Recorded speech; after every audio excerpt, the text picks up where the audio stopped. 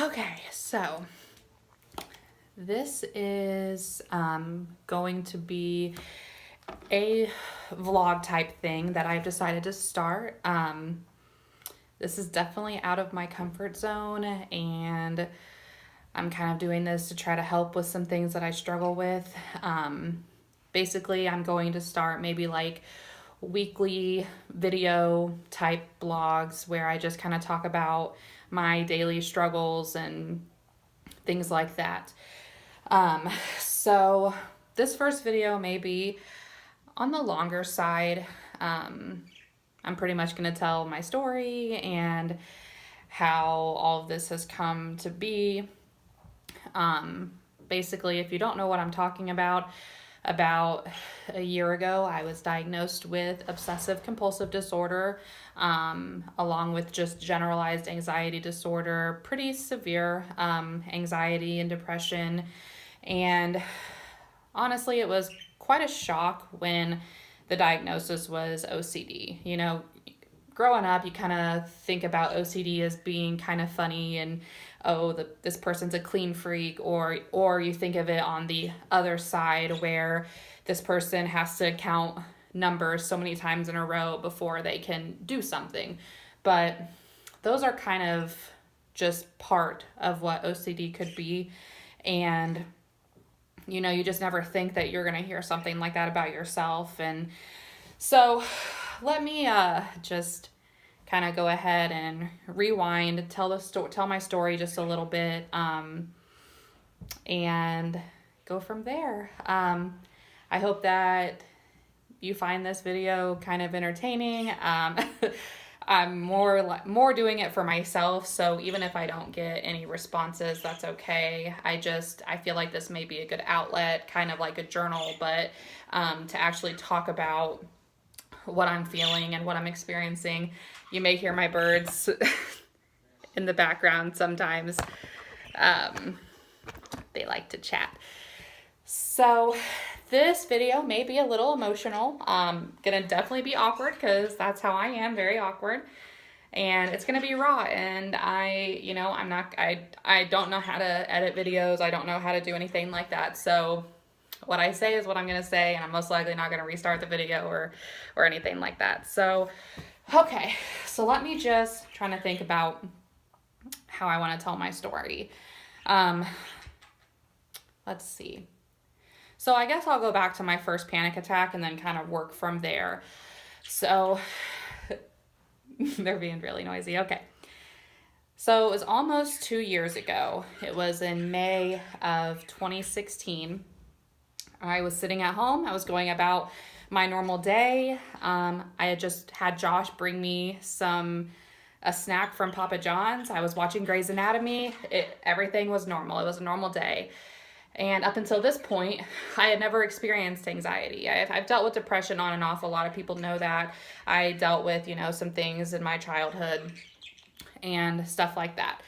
So up until this point, I had no idea about anxiety. I wasn't scared of anything.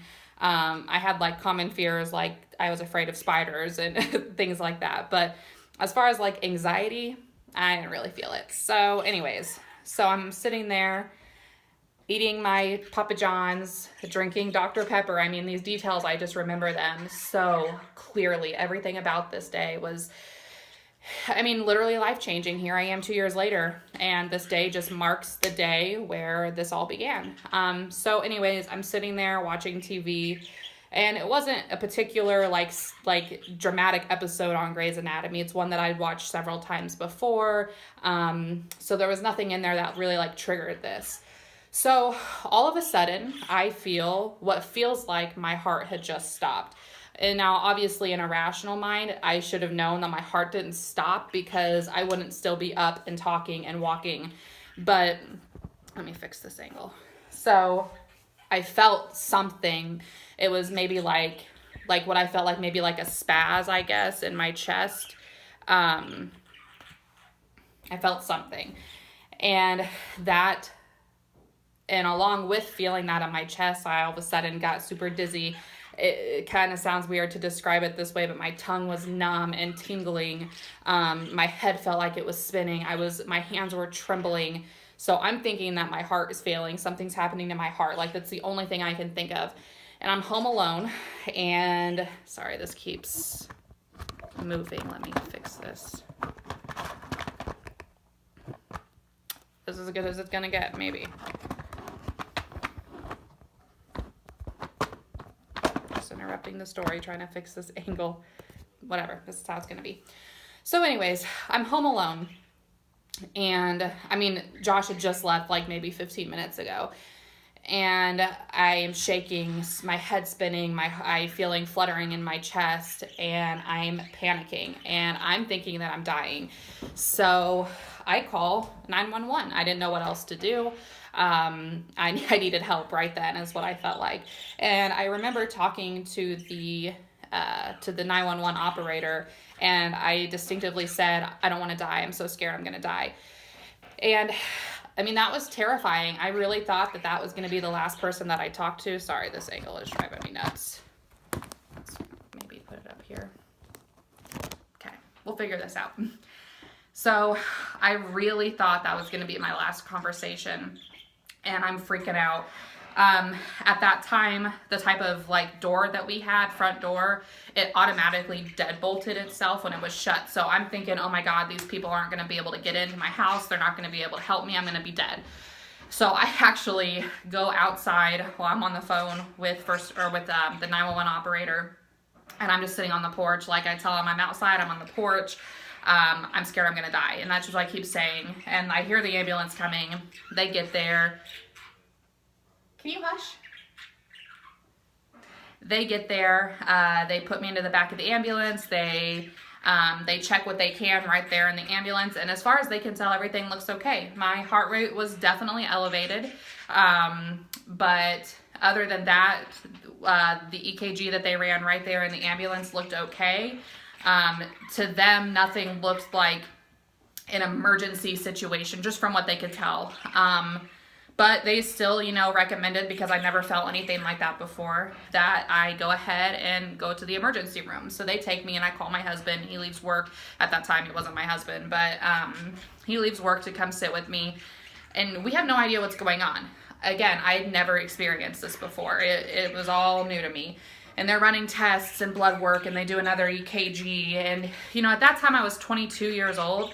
And to even have like a heart problem is so rare at that age, unless you'd already had it like your whole life. So for them to even run an EKG was kind of weird. But because I'd never had that happen before, they obviously had to take it seriously. So we're waiting for the results, and everything comes back as this was just a panic attack. And I'm just so caught off guard, because it was nothing that I'd ever felt before. I didn't have anxiety that I knew of. And so they basically released me. I mean, there was nothing more they could do. I was fine. After relaxing at the hospital, my blood pressure came down, my heart rate came down. I think they gave me something to calm me down, but I don't quite remember. So that day, again, was the start of all of this. So from that day forward, I have had such an intense fear of heart health problems. Since that day has started, at first, I just dealt with my heart racing constantly. And I was so aware of my own heartbeat. I was just sitting here, and I could feel my heart just pounding, and I could count my heartbeat without like feeling any of like your pulse areas. I could just count it, and I would be right. Like, I could count it, and I could say, my heart's beating so many beats per minute, and I would then check it, and I was right. So it was scary. I was always worried about my heart. I'd just be sitting there, and out of nowhere, my heart would start racing. And I couldn't acknowledge that this was just anxiety.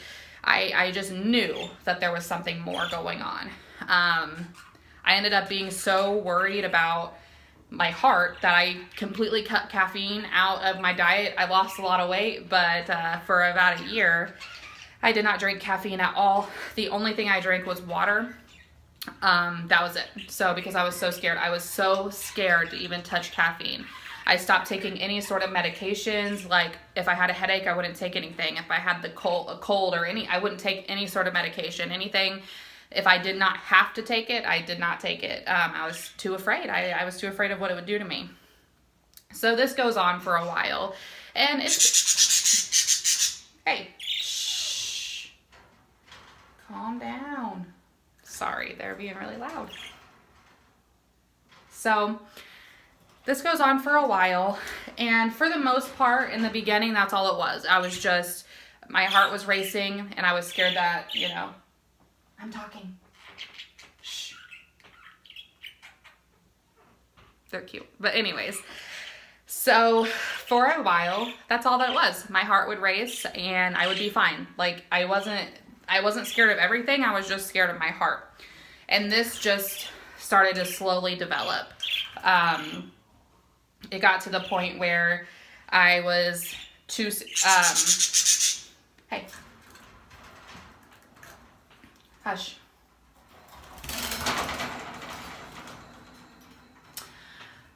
It got to the point where we had planned on going to Kings Island that year for my birthday with a couple of friends. And we had bought the tickets, everything. Like, we were going to go and have fun. And when we got up there, it ended up being like a really bad, like, thunderstorm, rainstorm type thing. So because of that, we thought, it'd kind of be silly to go into the park at Kings Island, or was it Six Flags? It was Six Flags, I'm pretty sure. I can't remember. It was an amusement park. We didn't want to go in and then not be able to ride anything and then have wasted our tickets. So we were like, you know what? We're not going to go, but we're up here. So we went around to a couple of shops and things like that, just kind of shopped around. But I was so relieved that we didn't have to go into the amusement park because I would have been so scared to ride any rides. And I used to love roller coasters, any sort of ride. I was never afraid of anything. I mean, you can ask my family. Like, I loved amusement parks, but now I can't go. Sorry about them. They're never usually this loud. Hang on a second.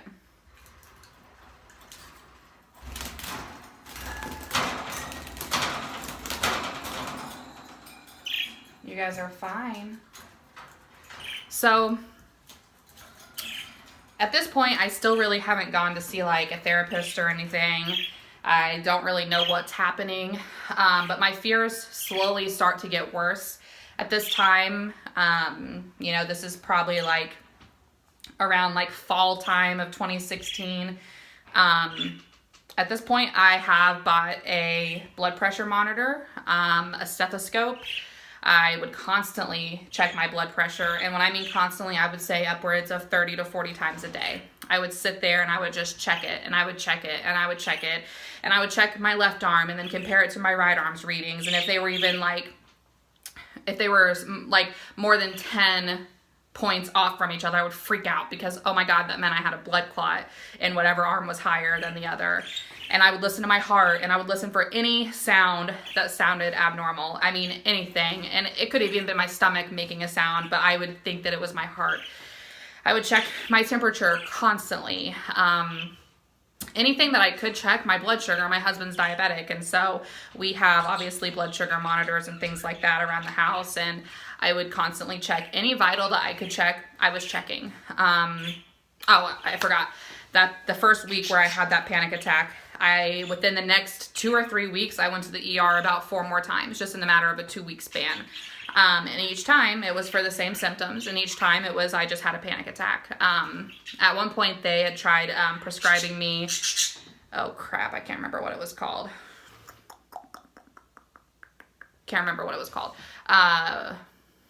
Xanax. They tried prescribing me Xanax, to treat the immediate symptoms of anxiety, but because my anxiety was so bad and I was so scared to take anything, put anything into my body that did not need to go there, I wouldn't take it. I was too scared. I freaked out. This was a really hard time. I was discovering, something that I'd never dealt with before, and everything was new and scary. And so anyways, I had never gone to a therapist at that point. It was hard because I didn't have health insurance, and when I finally got health insurance, I couldn't find any therapist that would accept the health insurance that I had. So it was a matter of, finding somewhere that I could afford.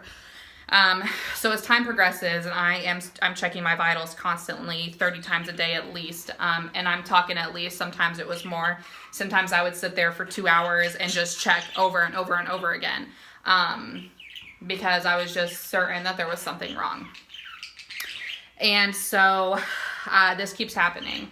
And because of this, I quit my job. I got hired to be a manager at Burger King.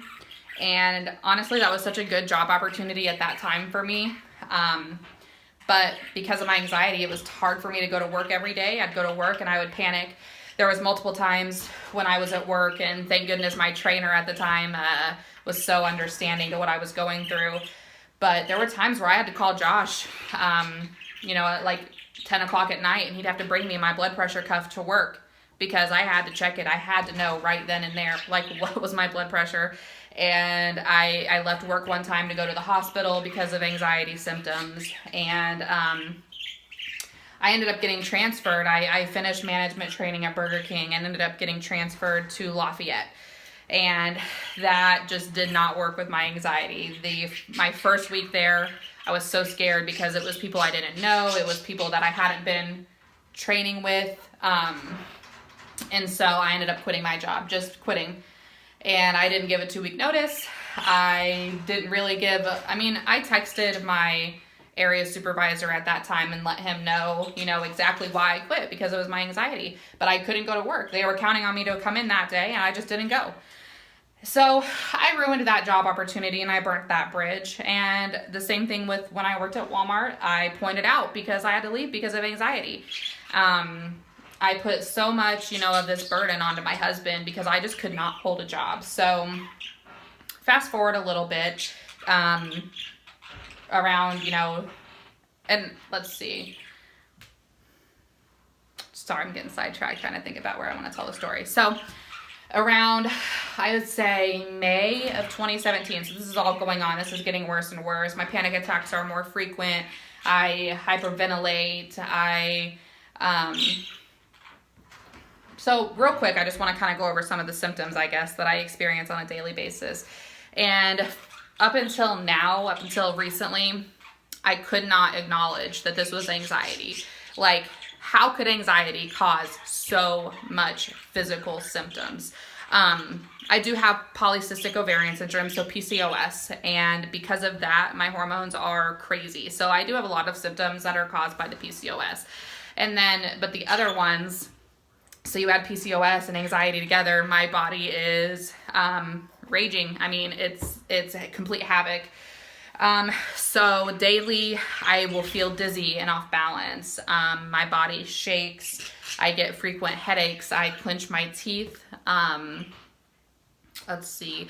I have frequent body pains or zaps of pain in my body at random times. My heart, I will get fluttering sensation here at the base of my throat. I will feel irregular heartbeats. It'll feel like my heart is not beating in rhythm, and it'll make me feel like I can't breathe. The list really can just go on and on and on. It causes, irregular sleep patterns, and just all around, it's not great for your body, honestly. So in about May or June, it was probably about May of 2017, a couple months before mine and Josh's wedding, I decided I had to go to a therapist. At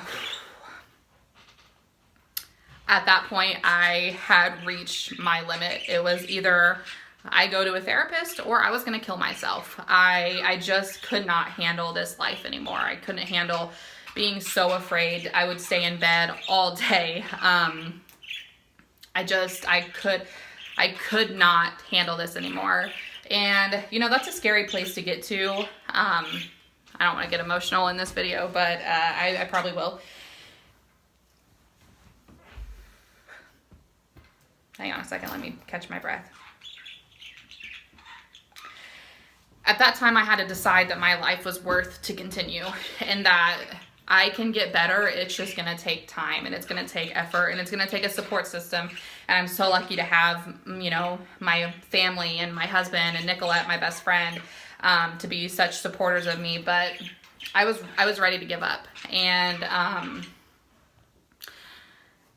Yeah. So I decided to go to a therapist instead of killing myself. Probably made the best decision, I would think. So, but no, it was almost to the point where Josh could not trust me. I'm alone by myself because of my constant threats of suicide. And I can't even imagine how stressful this has been on him. And, you know, I'm definitely not that fun to be around all the time. I have really bad irritable spouts. I will get mad at him for no reason. You know, and he just kind of has to deal with it because, I mean, what else can you do? So anyways, I go to the therapist, and honestly, guys, I hated her. And you have to feel comfortable with who you're going to talk to, or it's never going to work. She was just, guys, I'm talking. Sorry.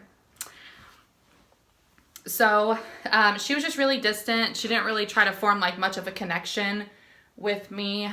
She would say things that really just kind of rubbed me the wrong way.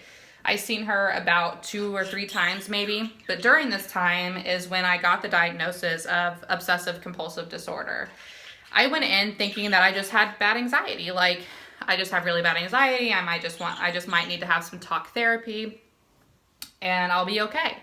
And this is when I get the shocking news that it's not just anxiety. This is OCD. This is something that basically how they explained it to me was going to happen one day or another.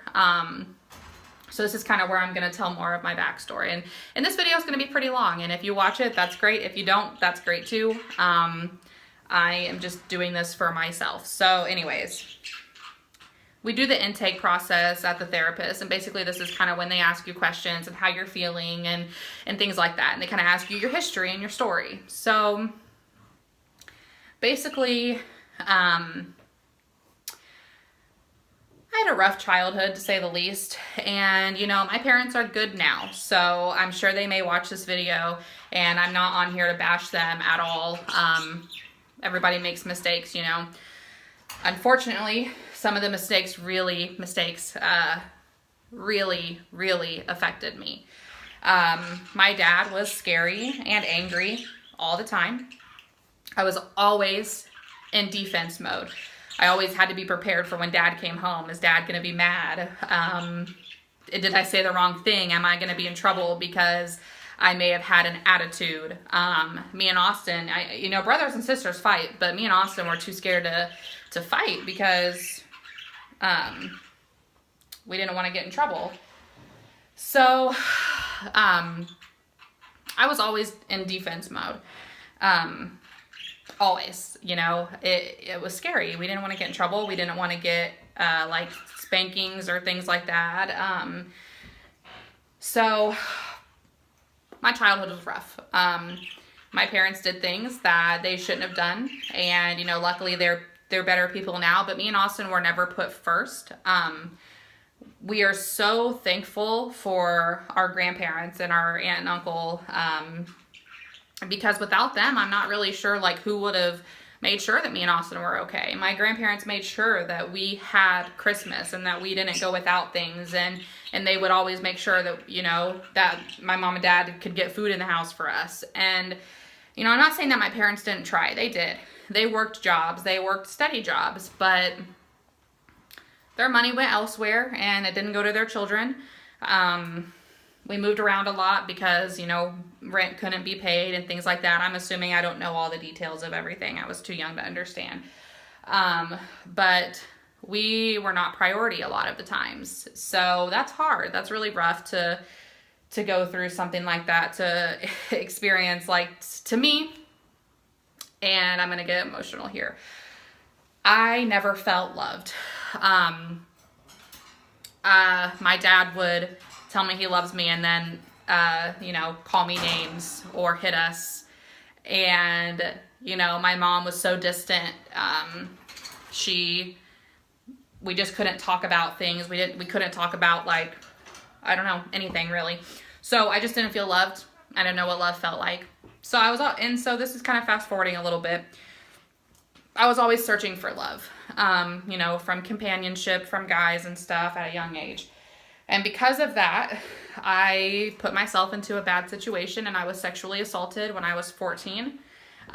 So again, always on the defense. So my whole life, I've just been defensive. My brain has just been in defense mode my whole life. So we fast forward a little bit more. And there was a period of time when I was a teenager, maybe age 16 to 18, when I attended church and I was happy and I was peaceful. And that helped a lot, but the feelings were always kind of still there. You know, my parents were, at this time, they were making strides and efforts to be better, but they weren't quite, you know, nobody's perfect, I understand that, but there were still issues in the household. And so I ended up moving up north to live with my aunt. Hey. So I ended up moving up north to live with my aunt and uncle. And this is where kind of things like got worse. Not that my aunt and uncle were bad. I ended up meeting who would then become my first husband. And, you know, you got to get to know somebody before you fall in love with them, before you move in with them, before you marry them. Make sure you know them. I met this guy when I was going to church up north. To me, he seemed like a great person. He was so sweet. He would cook for me. He would do things for me. But because of the church that I was in and because of like the, I guess, standards, we couldn't really like hang out too often. So because of that, I didn't really get to know him that well. He didn't have a great reputation, which I should have listened to. But I didn't want to. So at that point, my aunt and uncle basically decided it was best for me to leave the town because I guess they didn't want me to see him. And that was rough, to basically be kicked out of another place. I then at that point didn't feel wanted by my parents to live with them. And then I also did not feel wanted by my aunt and uncle who so graciously took me in at a time where I needed somewhere to go. So here I am, barely 18 and a half, just graduated school, graduated high school. And I'm just feeling like I have nowhere that I belong. So I go back to live with my parents and you know, for a couple of months, things were okay, but basically I was forbidden from speaking to this guy. Even though I was 18 years old, if I wanted to live with my parents, I had to follow their rules. And so I get news that a mutual friend had passed away of mine, and at that time, he wasn't my husband, but mine and James, we had a mutual friend who passed away. But I was told that I could not attend the funeral because James would be there. And that really, really hurt me. Like, it doesn't matter who's going to be there. That was my last chance to pay my final respects and say goodbye to a mutual friend. So I did not go to the funeral, but at that time, it just kind of started something inside of me. I ended up leaving the church. I left my parents' house. I lived in a hotel for a week or so. And because I had nowhere to go and I had nowhere where I felt like I could be safe, I ended up moving in with this guy, with James and his mother. Guys, stop. Please.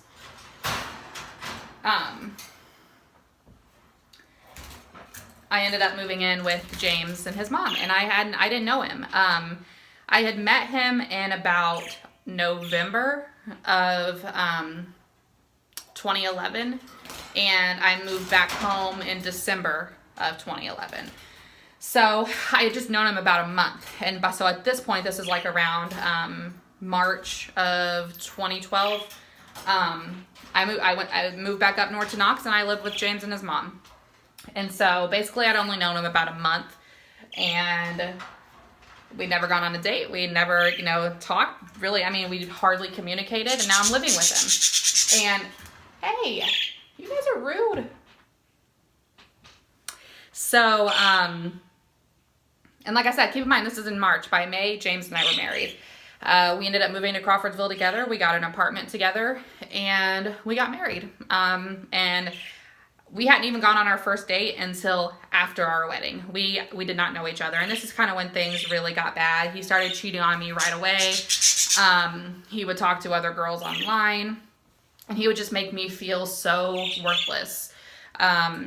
He would call me names constantly. He would put me down. The physical abuse didn't start for a while. It took a while.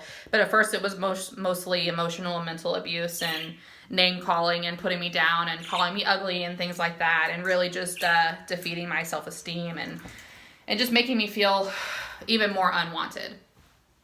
So this just keeps going on and going on, and basically, there was this one night in particular, and a lot of you have seen the scars on my arm.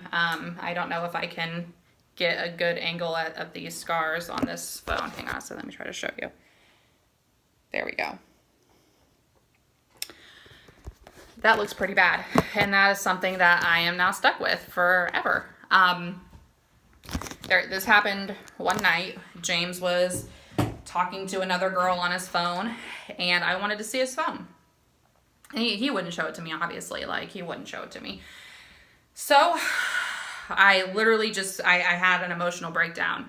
I was so just exhausted mentally and emotionally at that point that sorry, I don't know what I'm doing with my phone. I took a butcher knife and I just sliced down my arm a couple times. And I mean, it was bad. We ended up calling the ambulance because I was losing so much blood. I almost passed out. I was sitting on the floor in my kitchen when the ambulance pulled up, covered in blood. I had to have several stitches. And at that point, I believe this is when I went to the mental hospital. No, sorry, I'm getting my stories kind of mixed up. This was actually just a few days after I got released from a mental hospital where I was in for about a week. I ended up, because I was so depressed and so hurt from James and the things that he did, I ended up going to therapy and basically admitted that I was going to kill myself. Guys. I basically admitted that I was going to kill myself. Hang on a second.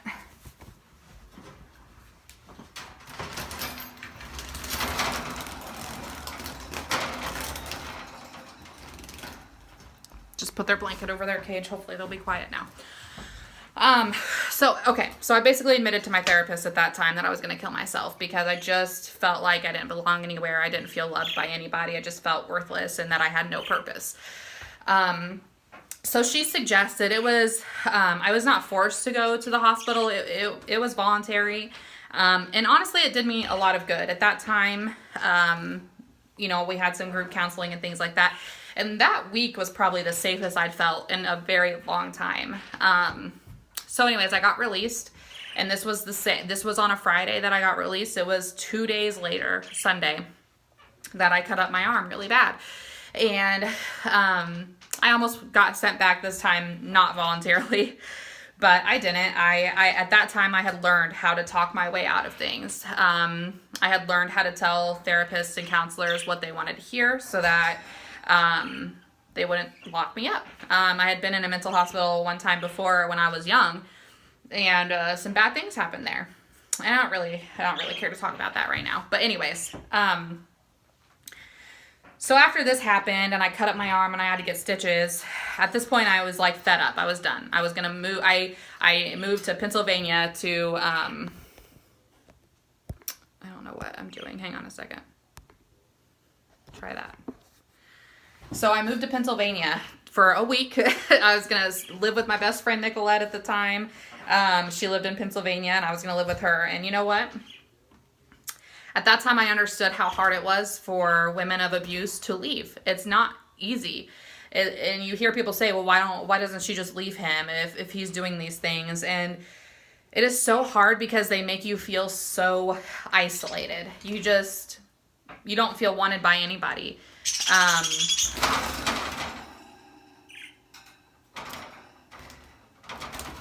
Can you guys stop? So anyways, you just feel so isolated. So I went back to him. I was there for a week, and I just felt so scared that nobody else was ever going to love me, like that he loved me and that nobody else was ever going to love me. And I was so scared that I was going to be alone for the rest of my life. I went back to him. And at that point, that's when things got a lot worse. Basically, how it's been explained to me is at that time, he knew that I wouldn't actually leave him because I did leave and I came back. So he, at that point, knew that he could do whatever he wanted. And that's when the physical abuse started. We moved to Frankfurt for a while. And at that point, that's when I pretty much lost all connection with my friends, with my family. I didn't talk to anybody. It was just me. James would do things like throw me out into the hallway with no clothes on, just, my underwear and stuff. And I would have to sit out there. He would lock me out of the apartment. If I was bad, he would spray me with a water bottle like we did with our cats. This one time I was working at McDonald's in Frankfurt and he didn't want me to go to work. So he literally burned my work uniform in our bathtub at the apartment, poured lighter fluid all over it and set it on fire. Luckily, my bosses at the time were so understanding, and they not only banned him from coming there, they actually called the police on him as well. There was this one time that was really bad, and he had just pulled me by my hair and things like that, and my mom had called, and I was on the phone with my mom, and James was yelling at me and stuff, and he ended up taking the phone from me and just basically told my mom that that I would call her back pretty much once he was done hurting me and stuff. And so he ended up throwing my phone and keys out into the hallway and shutting the door so that I couldn't leave and that nobody could reach me. And my mom could hear me screaming in the background, so she actually called the police on me. And when the police respond to like a domestic violence kind of situation, they don't pull up with their lights and sirens on and stuff, so we had no idea they were there. And they kind of come busting into our apartment, and I lie straight through my teeth to the police. I say, no, we were just having a normal couple fight. He doesn't hurt me, blah, blah, blah, blah, blah. It's fine. Everything's fine. And again, prove to him that he could do whatever he wanted and things would be fine. So, this just kind of went on for a while and got really bad and really bad. And so kind of fast forward a little bit more. This is actually when I reached out to my now husband. A lot of people know that Josh and I have history from high school time. We dated for some time then. And, he was my first love, and I feel like I was his. And I'd kind of never forgotten about him. And, it'd been like 5 years since we'd talked, and I just messaged him on Facebook because I really just needed a friend. And if I remember one person, it was Josh that I could talk to. So I just messaged him basically and just kind of opened up about everything that was going on. And it was like about a week later where Josh and he actually came to get me in the middle of the night from mine and James's house, and I haven't been back since. So that's all another story for another time. But basically, because of all this, because of me constantly being defensive and dealing with not only like an abusive father, but then an abusive husband and sexual assault at a young age, and just the list just goes on and on and on. My brain never really relaxed. I was never able to just feel safe or feel comfortable. So basically what happened May of 2016 when I had my first panic attack, I had finally felt relaxed. I had finally felt safe and comfortable, and my life was good, and I had nothing to worry about. I wasn't poor. We lived comfortably. I had things that I wanted, things that I needed. Life was pretty dang good. Josh and I had just gotten engaged like that month, and so basically how the therapist explained it to me was a switch had literally flipped. She said, had I not been so like overwhelmed and defensive and stuff as a child, my OCD would have kicked in then. She said usually around like the age of 9 or so, because this was bound to happen one day or another. And honestly, I was really shocked to hear this. I kind of always joked around like, oh, I think I have a touch of OCD, or because like, basically how she explained it to, and it makes a lot of sense, is I have to feel some sort of control over my life. And so my mind kind of goes towards things. So basically my obsessions and my compulsions, the things that I have had to now work on to not do, is like to check my vitals and things like that. But there's more to it. There's things, I have to wash my hands at least twice, or I don't feel like they're clean enough. I'm so scared of the germs that might still be there, or the first time I may have not had the water quite hot enough. So I wash my hands twice pretty much every time. I could just sit here and explain, and I will in a different video, but this video is going on about 40 minutes. So like I said, I'm going to maybe start like a vlog. I knew this one would be long. because I'm pretty much just talking about everything. And a lot of people don't know this about me. A lot of people know that I've struggled with some mental health issues before, but I have not told very many people about my OCD diagnosis. And it was really hard, and I'm still coming to terms with it. This is not easy. It took me so long to finally actually be willing to take medication, and at this point, I'm still not on the medication I should be on because I'm too scared to take it. I'm on a very low dose of an anti-anxiety medication, nowhere near enough to help. It sometimes takes the edge off of my panic attacks, but I'm so scared to take medication that I can't take what I need to, and I'm working on that. I just talked with my primary doctor about that yesterday, and we're going to work on it. And so basically, I'm still here. I'm working on being better. I want to be better. I don't want to give up my life. This has been a really hard 2 years on me. As you can see, I've gained a lot of weight.